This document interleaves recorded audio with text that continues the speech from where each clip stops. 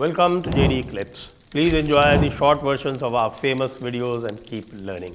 And don't forget to subscribe. Delhi में sir आजकल घूमना बड़ा मुश्किल काम हो गया है।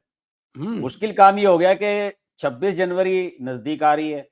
आप कहीं भी दिल्ली में जाएंगे, सिक्योरिटी इस कदर बढ़ा देते हैं कि मुझे तो लगता है कि आज की तारीख में तो थोड़ा सा ये अननेसेसरी नजर आता है। आपको हर जगह जो है कहीं भी एंट्री करनी है, किसी होटल में जाइए, किसी ऑफिस में जाइए, मेट्रो में जाइए, इतनी लंबी लंबी क्यू लगा के रखी हुई है, हर जगह सिक्योरिटी इतनी कर देते हैं 26 जनवरी के आसपास अननेसेसरी। पहले क्या होता था मेट्रो में। सब केजरीवाल के खिलाफ षड्यंत्र है ये सब, और कुछ नहीं। हाँ, मुझे तो लगता है कि ये केजरीवाल के खिलाफ वोट भी नहीं डलने देंगे आने वाले टाइम में। ये ये ऐसे ही जो है ना, सब जगह जहां जहां केजरीवाल जीतने वाला होगा वहां पे जो है सिक्योरिटी टाइट हो जाएगी और वोटिंग परसेंटेज डाउन हो जाएगा और केजरीवाल हार जाएगा साहब। बस ये हालत है। लंबी लंबी लाइनें लगी हुई थी सब जगह, काफी घूम भी रहे हैं। लेकिन आप कौन से एरियाज में घूम लिए आप, ये तो बताइए। मैं जहां इस समय बैठा हुआ हूँ नॉर्थ प्लेस में, ये नई दिल्ली सीट है, नई दिल्ली विधानसभा सीट है। हाँ, और यहाँ तो केजरीवाल ही है प्रत्याशी यहाँ से। तो साहब तो यहाँ सीट से ही आरंभ करते हैं, जरा बताइए क्या हाल है। केजरीवाल तो बहुत मैं तो आपके चैनल पे 3 हफ्ते से इस बात को लगातार रिपीट कर रहा हूँ। आज तीसरी या चौथी बार मैं ये बात कह रहा हूँ कि भले ही यहाँ आम आदमी पार्टी की सरकार बन रही हो, लेकिन अरविंद केजरीवाल नई दिल्ली सीट से चुनाव हार रहे। अरविंद केजरीवाल के जीतने के बिल्कुल भी चांसेस यहां अब नजर नहीं आ रहे हैं। और हाँ सर, आप देखिए, एक बात बताइए आप कि ऐसी क्या था उस डॉक्यूमेंट्री में कि उस डॉक्यूमेंट्री को रिलीज करने के लिए ध्रुव राठी जैसे आदमी को हायर करना पड़ा। अभी अभी महाराष्ट्र हरवा के है ना, तो इसलिए किया होगा। नहीं, अब ये मुझे नहीं पता ये इसके पीछे इनकी क्या थ्योरी है। वो तो अरविंद केजरीवाल तो ये कह रहे हैं कि साहब वो जो हमने डॉक्यूमेंट्री बनाई है अनब्रेकेबल, उसका चुनाव से कोई लेना देना नहीं है, वो तो एक अलग तरह की डॉक्यूमेंट्री है।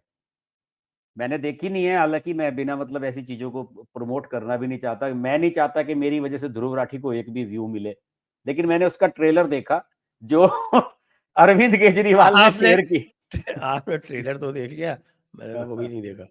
नहीं सर, ट्रेलर तो देखना पड़ा क्योंकि कल रात मैंने लाइव किया था उस पर, तो ट्रेलर तो देखना था। ये तो लोगों को बताना पड़ेगा ना कि किस नेचर की है, किस तरह की बनाई गई है, ये तो बताने पड़ेगा। उसकी भी बात कर लेते हैं, तो आवश्यक है। लेकिन मैं बताता हूँ सर, उसकी टीम वही है जिसने वो बीबीसी वाली डॉक्यूमेंट्री बनाई थी मोदी के खिलाफ, गुजरात वाली। वही है, बिल्कुल वही स्टाइल है, उसी तरीके से सारी चीजों को प्रेजेंट किया गया है। और क्या जिसे कहते हैं ना कि एक बहुत डार्क थीम के साथ और बहुत ही खराब मानसिकता के साथ वो वीडियो इन्होंने तैयार करवाया है। तो और वो तो ध्रुव राठी ने तो ये कह के उस पर वीडियो बनाया है कि जल्दी देख लो कहीं मेरा भी वीडियो ना हट जाए। लेकिन वो चीजें तो इतनी पुरानी हो गई और इतनी बार उनको रिपीट किया जा चुका है और इतनी बार उनका खंडन हो चुका है कि पब्लिक को कोई इंटरेस्ट नहीं है इस तरह की चीजों में। नहीं, किसका आप गुजरात दंगों की बात कर रहे हैं? नहीं, हाँ, मतलब जैसे जो बीबीसी डॉक्यूमेंट्री की थीम के ऊपर अब क्या बनाया है मैंने देखी नहीं, आप ही बताएं कि क्या इसमें बनाया। बीबीसी का नहीं है, मैं ये नहीं कह रहा हूँ सर, इसमें वो गुजरात दंगा नहीं दिखाया। इसमें तो ये दिखाया कि आम आदमी पार्टी के रूप में देश का पहला पॉलिटिकल स्टार्टअप शुरू हुआ था आज से 12-13 साल पहले, वहां से इसको स्टार्ट किया। हाँ, अच्छा, तो ठीक है साहब, स्टार्टअप में इन्वेस्टर कौन था? इन्वेस्टमेंट तो सब उसमें शांति भूषण हर का था। स्टार्टअप में इन्वेस्टमेंट होता है। 1 करोड़ रुपए शांति भूषण ने दिए थे सर। अच्छा, तो वो पहला इन्वेस्टर था, तो वो जो इन्वेस्टर है वो अभी एग्जिट मांग रहा है कि नहीं मांग रहा है? उसको तो पहले ही भगा दिया। तो सर, उसे तो एग्जिट की बात कर रहे हो, उनके लड़के को तो बीपीएल किया है इन्होंने। लेकिन साहब, स्टार्टअप से जब कोई एग्जिट होता है तो 1 के 100 बना के होता है। तो यहाँ इन्होंने कितने दिए उसको 1 करोड़ के बदले में? नहीं तो सर, उन्होंने तो बीपीएल दी है, 1 के 100 तो इन्होंने अपने आप बनाए। तो यही दिख गया, इसी से दिख गया कि आदमी धोखेबाज है। स्टार्टअप में भी धोखाधड़ी कर ली।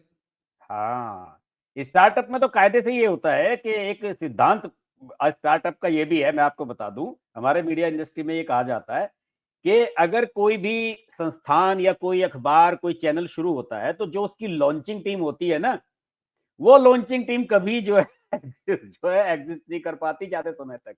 वो जो है उसको तो हटना ही पड़ता है। फिर दूसरी जो टीम आती है, वो उसका कमाया हुआ जो है उसका मजा वो लोग लेते हैं। तो जो पहली टीम थी, आशुतोष बीपीएल, योगेंद्र यादव बीपीएल, किरण बेदी और ये अन्ना हजारे, तो सर पहली टीम तो वो थी इस कुमार स्टार्टअप की। विश्वास, कुमार विश्वास, प्रशांत तो भूषण, प्रशांत भूषण, एक एडमिरल साहब थे, वो क्या नाम था हाँ उनका? वो भी थे, एक आर्मी वाले, मैं भूल रहा हूँ उनका क्या नाम था। तो ये लोग थे सर। अब वो उनमें से एक भी नहीं बचा। तो कहा जाता है कि जो मलाई खाता है ना, तो वो जो दूसरी पीढ़ी आती है ना, पहले वाली ने तो मेहनत कर दी, आपका स्टार्टअप शुरू करा दिया, अब मलाई खाने की बारी जो है वो दूसरे नंबर की जो दूसरी लेयर आती है उसका है। और मलाई तो आपने खाई, अरविंद केजरीवाल ने भी खाई, मनीष सिसोदिया ने भी खाई, संजय सिंह ने भी खाई, और उन्होंने जेल की हवा भी खाई। उसमें यही दिखाया गया है कि पहले स्टार्टअप शुरू हुआ, फिर उसके बाद जो है सरकार इनके पीछे पड़ी और एक के बाद एक इन नेताओं को जेल भेजा जाने लगा। वो उस तरह का उसका थीम कुछ बनाया गया है।